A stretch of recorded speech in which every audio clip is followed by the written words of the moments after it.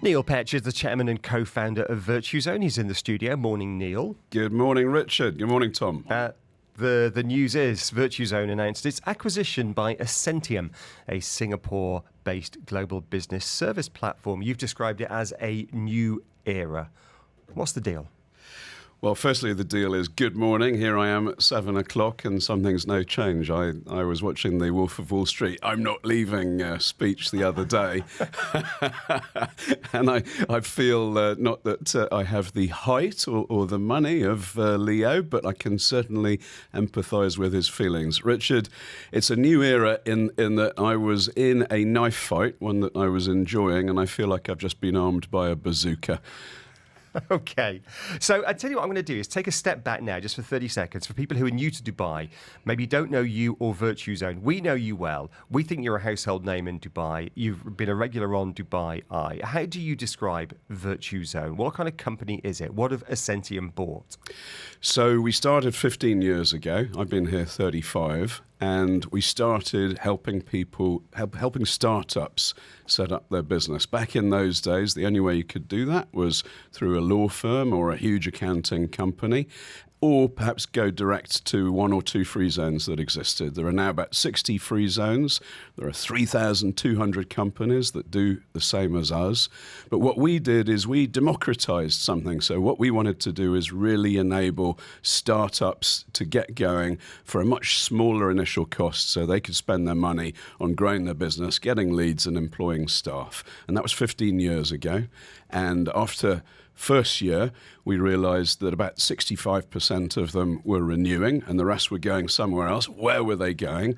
So very quickly, we realized, well, they were just simply ceasing to exist because first year is really tough. So if we could help people have a bit more chance of succeeding, that would help us. So we started building the corporate services part of it. So now, what is Virtuzone now? It's a corporate service provider that provides a raft of services that starts with setting up your company, getting your license, getting your bank account, getting your telecom solution, but much more, of course, make sure that you are tax ready, make sure that your accounts are in place, provides you with office space, all the pain points that a startup or a small business initially, and increasingly large businesses, feel when they're coming to Dubai. This is the best place to run your business in the world, but sometimes a bit of red tape, bit of bureaucracy got in the way of helping people do that. We sought to solve that pain point. And that pain point was real 15, 20 years ago, but you alluded to this. I'd argue that it's not necessarily anymore. So has the problem that Virtuzone was designed to solve gone away? No, it hasn't, because there's still quite a complex journey and it's very easy to reach a crossroads and take the wrong turning. So our job is to make sure that you get the decision right very fast. However, Richard, you are right, it is becoming commoditized. Technology should allow us to be able to investigate which is the best matched solution for your new company idea without having to speak to consultants. It should, but it doesn't. You still need the personal touch. And so one of the things that you set up over the past few years was Tax Ready, a tax consultancy, essentially for small to medium-sized enterprise, perhaps bigger ones as well. I get the sense that that's an important part of the future, an important part of what Ascentium has bought, these add-on services.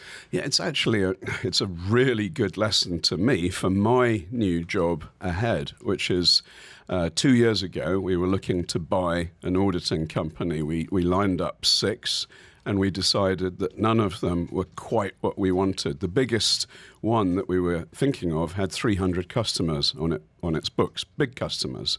In 2 years, we launched it ourselves. We brought the very, very best talent from all over the country, and we're now at 6,500 customers, brand new customers in the last 2 years. We have integrated with the Federal Tax Authority, so everything is automated between Salesforce, between the government and between the customer at the click of a button. No one else has done that. So by number of customers, it's the biggest accounting company there is in the region. Right. So this company in Singapore, Ascentium, has bought you with the business breakfast. You know the question I'm going to ask now. How much have they paid? I got a couple of answers to that. Firstly, my mother told me never talk about money. Secondly, I have always been inspired by the great Donna Benton. I achieved my first exit back in 2007, but never did it with the style that she had. So the one thing I can say, with slightly tongue-in-cheek, and then I'll give you a serious answer, is $1 more than whatever Donna claimed. Okay. Okay, Donna claimed $100 million.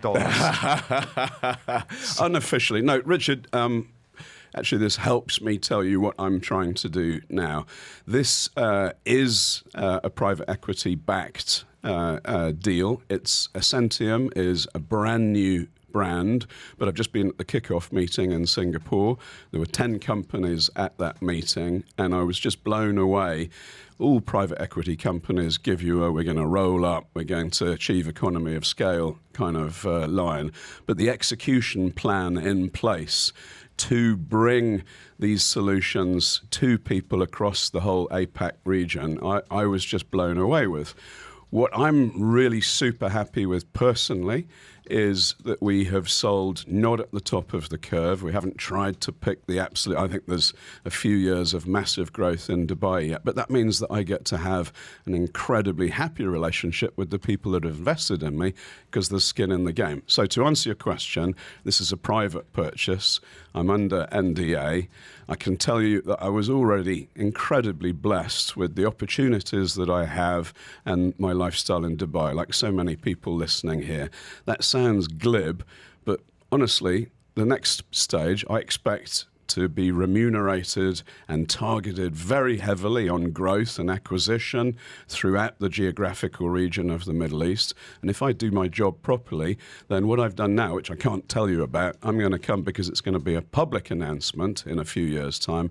And that one, I'll give you the number. Okay, if it's an IPO, then you have no choice but to give us them. But you're sticking around, aren't you? So they've bought the company, but you don't leave. You're still an employee. Yeah, there are 3 members of this company, myself, Jeff Rapp, George Hajaj. They've all been in this studio.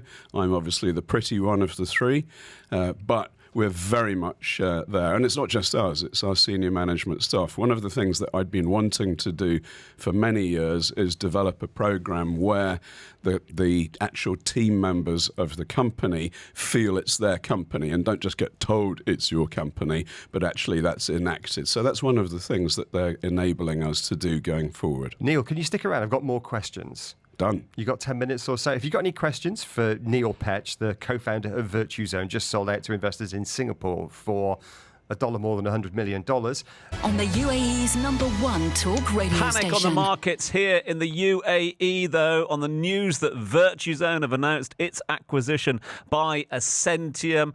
That got all sorts of analysts, but also restaurateurs out there worried that 3 well-known businessmen and co-founders of course, Virtuzone were on the road. But as we've just heard from the chairman and the co-founder of Virtuzone, he ain't going nowhere. The show goes on. This is my home.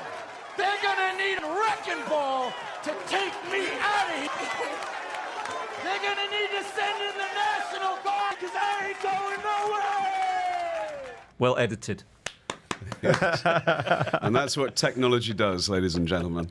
Yeah, if you were listening 15 minutes ago, Neil Petch of Virtuzone in the studio, and he was quoting that scene from the Wolf of Wall Street. So thanks to our producers for digging that out. Neil has stuck around. The deal has been done. Investors in Singapore have bought. You're going to bring in my learned friend Tom Urquhart now, because you guys have known each other for donkey's years, but for many years you presented a show on Dubai Eye, didn't you? Tom, your reflections on this deal? Yeah, no, it's I think it's just sort of indicative of what's going on here at the moment. I think it was interesting what you're saying there, Neil, the valuation on the company or the research that the R&R that went into the company a couple of years ago compared to what's going on here. And that's been one of the tenets of what we've been talking about for the last year or so, that, you know, traffic is good, business is booming, and therefore more and more markets are now looking to Dubai for answers. Deanie's been talking a lot about the UK market, that brain drain coming over here at the moment, that's been noticed. And companies that have been born out of Dubai, out of the UAE, are now just going up in value. The others are seeing the interest. Yeah, Tom, I always said that my greatest skill, without doubt, is luck. Luck to present a show with you and for you to be able to help me out when I'm stumbling. Luck to have Jeff and George as my co-founders. And, you know, you're just talking about protectionism potentially from Trump, what's happening in the region. You've seen some of his announcements already. I think the world is starting to change. There's a shift. And what I really liked about this purchase of Virtuzone is that they have a definitive. These guys are early stage investors in Zoom, in Airbnb. They're massive in AI. And our industry is a little bit old fashioned. It's all process driven. And it's all old English men referring business to one another, generally. We've tried to stir it up. We've tried to market it and get thought leader advantage, but we could do so much more. But it's not just technology. What I really like about these guys is they said, we're going to use technology, we're going to achieve economies of scale, we're going to use AI to deliver leads to your customers from China and so on. But much more than that, there's no point. People don't want, if they're having a trust, they don't want to be talking to a call center with all the deepest of respect in Bangladesh. They want the personal touch. So our new entity, Ascentium, is very much about delivering high technology solutions, but through face-to-face recognition.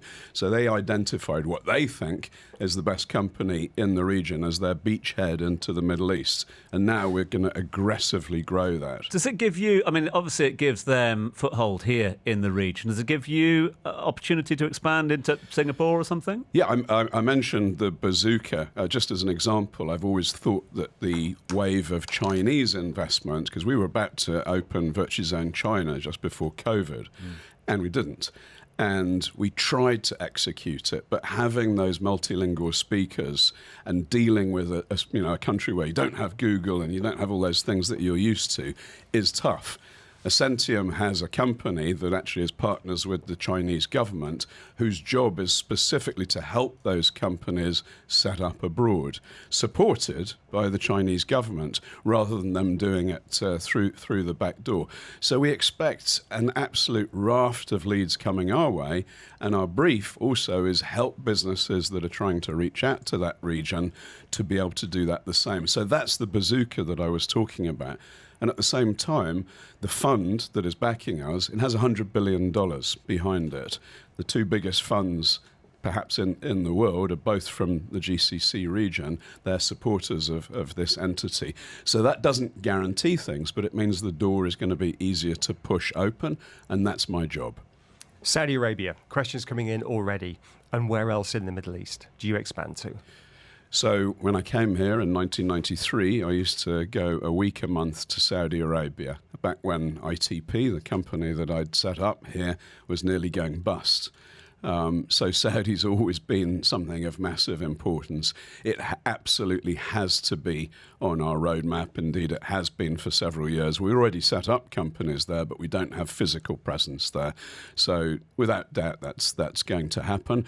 But my belief, by the way, is that the fact that Saudi is doing so many great things and that it does have such a huge population right on our doorstep is going to be massively beneficial, not negative, for Dubai and the UAE for the next 10 years or so.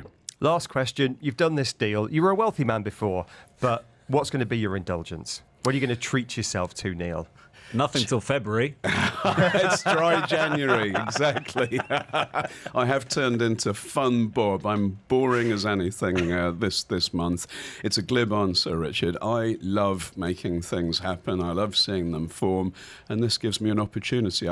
Yesterday, I was in an office talking to a company that has 19 offices around the world that deals in an area that we don't yet have, but that I know our customers need. And instead of trying to do a collaboration with them going slowly, this time I'm in a position where if my partners back in Singapore believe in it, they'll make it happen and we'll be part of the group within seconds. So the pedal is being pressed to the floor. Now is the time to get the message out. The UAE is still a little bit of a secret to parts of the world. let's go and tell them how brilliant it is to be here. Neil, good to speak to you. Thanks very much indeed for joining us today. The thoughts of Neil Petch there, the co-founder of Virtuzone, which has just been acquired by investors in Singapore. Thank Ascentium. you, and genuinely thank you, chaps. Brilliant radio show.